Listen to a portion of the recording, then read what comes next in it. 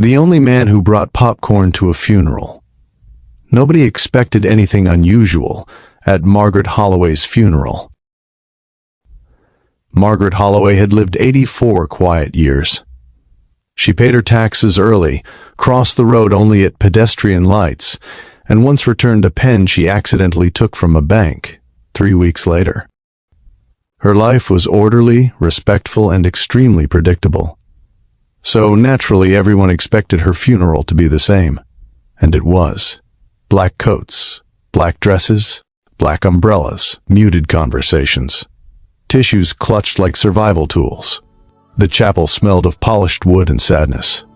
People sat stiffly, whispering condolences and avoiding eye contact, the way people do when grief makes them uncomfortable. Then Caleb Turner walked in. Late. Very late. The chapel doors creaked open, drawing every eye toward him. He slipped inside awkwardly, trying not to interrupt, but what truly caught everyone's attention wasn't his lateness. It was what he was holding. A medium-sized paper bag, bright yellow, with red letters. Popcorn. Someone in the front row squinted. Another leaned over and whispered, "Is that popcorn?" Caleb took a seat near the middle, clearly unaware, or painfully aware, that people were staring. He folded the bag neatly on his lap and sat straight, like a schoolboy determined not to get in trouble. The service began. The minister spoke about legacy, about how Margaret lived a quiet but meaningful life. Heads nodded. Soft sniffles filled the room. Caleb listened attentively. Then, without thinking, he reached into the bag. Crunch. The sound was loud, too loud. Caleb froze. A woman turned sharply, eyes wide. A man coughed aggressively, as if trying to erase the sound from existence. Caleb slowly withdrew his hand, holding a single piece of popcorn between his fingers like evidence of a crime. He looked around, embarrassed, then carefully placed it back into the bag. Silence returned, but now it was tense. Everyone was listening for the next crunch. 10 minutes passed. The minister invited Margaret's son, Daniel Holloway, to speak. Daniel stood at the podium, voice trembling. "My mother believed in dignity," he said. "She believed there was a right time and place for everything." Caleb nodded solemnly. Daniel continued. "She would not have approved of disorder or distraction." Caleb swallowed hard. The bag of popcorn betrayed him. It slipped from his lap. Thump. Gasps filled the room. Caleb bent down quickly, whispering, "Sorry, sorry, so sorry." Daniel paused. The minister paused. Everyone paused. For a moment, it felt like time itself had stopped just to stare at Caleb Turner. Daniel cleared his throat and continued his speech, but the mood had shifted. People were no longer just grieving, they were waiting for Caleb. When the service ended, everyone stood slowly and filed out toward the cemetery. Caleb followed quietly, holding the popcorn bag tightly under his arm like contraband. At the graveside, the wind blew gently. The coffin rested above the open ground. Faces were solemn again. The minister raised his hands. "Let us bow our heads." Everyone bowed. Everyone, except Caleb. He was staring at the coffin, not disrespectfully, thoughtfully. The minister spoke softly. "In moments like this, we remember how fragile life is." Caleb nodded. "In moments like this, we sit with our grief." Caleb sighed, and then crunch. Caleb's eyes widened in horror. He hadn't even realized what he was doing. A woman near him whispered sharply, "Oh my God." Someone snorted, not on purpose. It just slipped out. Caleb straightened, his face turning red. "I'm sorry," he blurted out. "I didn't mean to." The minister stopped speaking. All eyes turned to Caleb again. "I swear," Caleb continued nervously, "I'm not trying to be rude, I just—" Daniel Holloway stepped forward. People held their breath. "You brought popcorn," Daniel said flatly. Caleb nodded. Yes, sir. To my mother's funeral. Yes, sir. Why? Silence. Caleb looked at the ground, then at the coffin, then back at Daniel. Because, he said quietly, this is the third funeral I've attended this month. People shifted uncomfortably. And at the first one, Caleb continued, I cried so hard I couldn't breathe. At the second one, I didn't cry at all, and that scared me even more. The wind rustled through the trees. So today, Caleb said, lifting the bag slightly, I brought popcorn. Not because this is funny, but because I needed something normal, something human. No one spoke. Caleb's voice shook. If I sit here with nothing but silence, I fall apart. A long pause followed. Then something unexpected happened.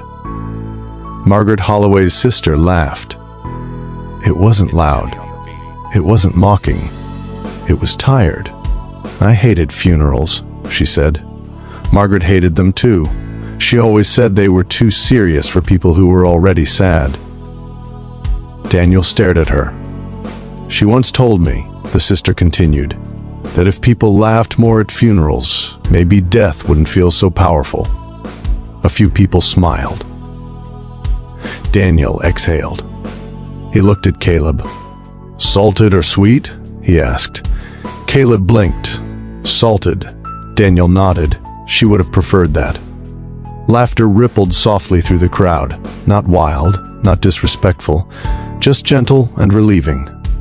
The minister smiled. Grief, he said, comes in many forms. The burial finished peacefully. Later, under the gray afternoon sky, people gathered and talked quietly. The heaviness had lifted just a little. Caleb stood alone, staring at the empty bag. Daniel approached him. You know, Daniel said, my mother never laughed much. Caleb nodded. But today, Daniel continued, she would have. Caleb smiled sadly. From that day on, people in town remembered Margaret Holloway's funeral, not as a sad day, but as the day they learned that grief doesn't always look the same. And Caleb? He never brought popcorn to another funeral, but he always brought honesty. When the town started expecting him, 3 weeks after Margaret Holloway's funeral, Caleb Turner realized something had changed. People were nicer to him. Not in the polite, distant way people usually are, but in a curious, expectant way. Cashiers smiled longer. Neighbors nodded like they knew a secret. A barista once asked, half-jokingly, So, did you bring popcorn today? Caleb laughed awkwardly and shook his head. The thing is, Caleb hadn't meant to become that guy. He hadn't planned on being remembered. All he wanted that day was to survive grief without breaking in public. But Maplewood didn't forget easily, and apparently, neither did funerals. The first call came on a Tuesday afternoon. Caleb's phone buzzed. Unknown number. He almost ignored it. Hello? Hi, a woman said carefully. Is this Caleb Turner? Yes? My name is Susan Feldman. You don't know me, but my uncle is being buried on Thursday. Caleb's stomach tightened.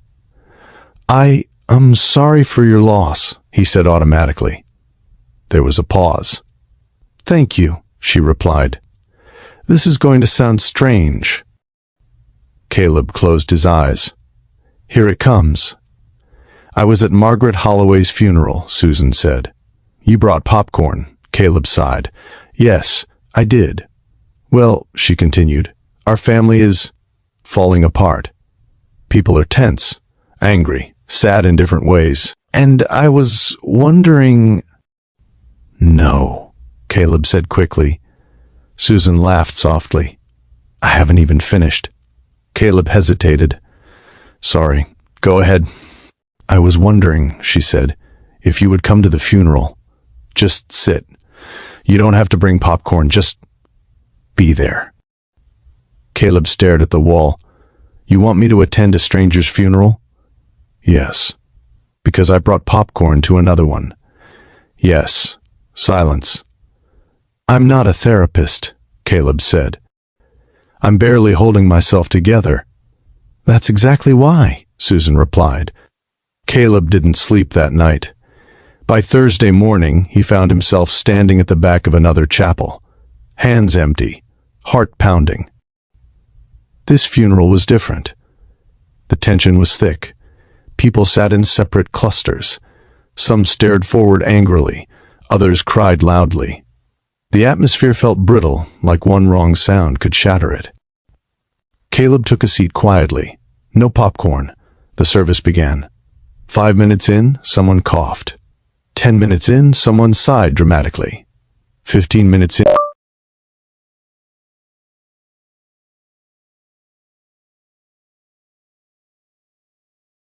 an Could you say argument broke out between two relatives, hushed but sharp. The minister cleared his throat nervously. Caleb shifted. Then something unexpected happened. A child, no more than 5, let out a loud laugh. A bright, unfiltered laugh. The mother panicked, covering the child's mouth.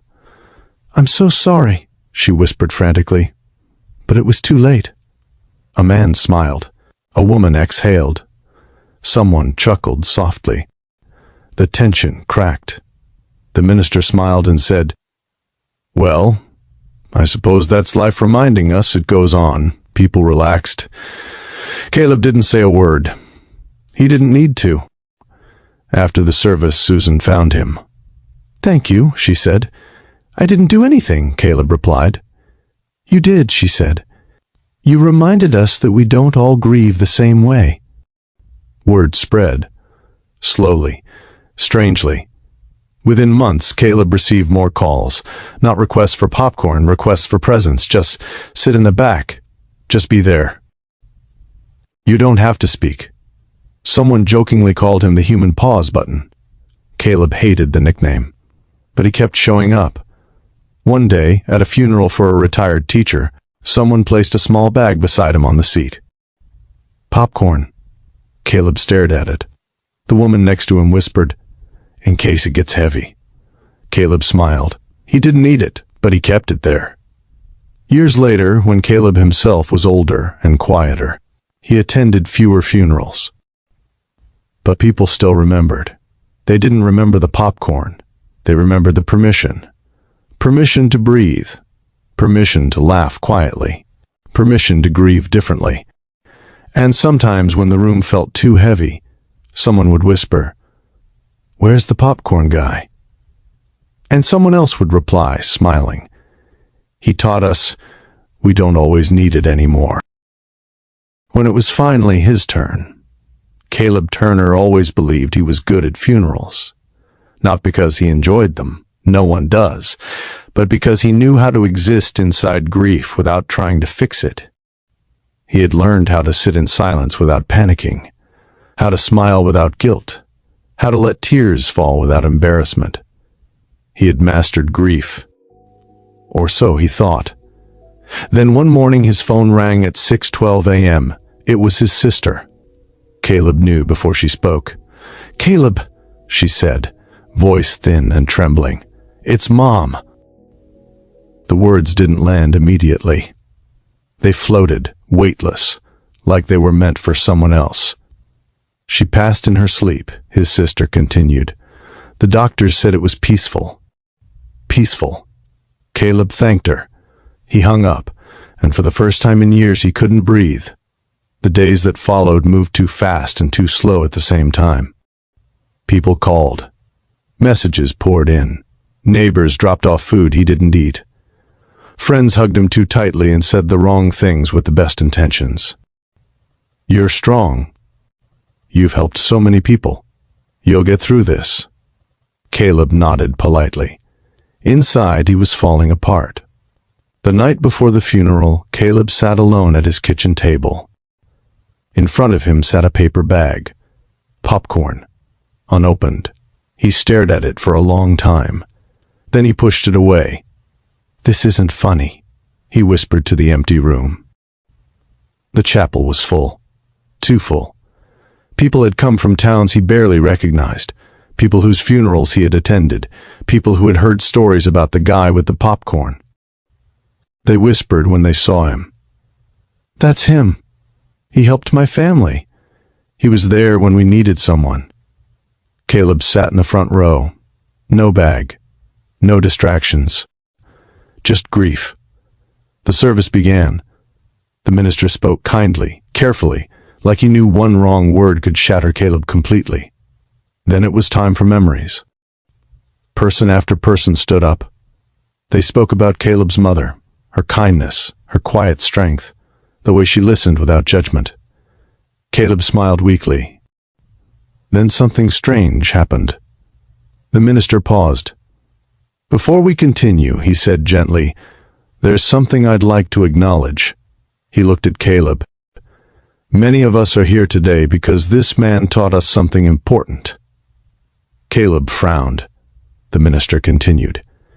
"He taught us that grief doesn't have rules, that laughter and sorrow can sit in the same room, that sometimes the most healing thing is simply being human." Caleb swallowed hard. "And today," the minister said, "we are here to do the same for him." Someone stood up. Then another. A woman from a funeral years ago. A man whose brother had died suddenly. Susan Feldman. One by one they stood, not to speak, but simply to be seen. Then Susan walked forward and placed something gently beside Caleb's seat. A small paper bag, popcorn. Caleb stared at it. "I know," she whispered. "You don't have to eat it." Caleb laughed. Not loudly, not happily, but honestly. Tears followed immediately.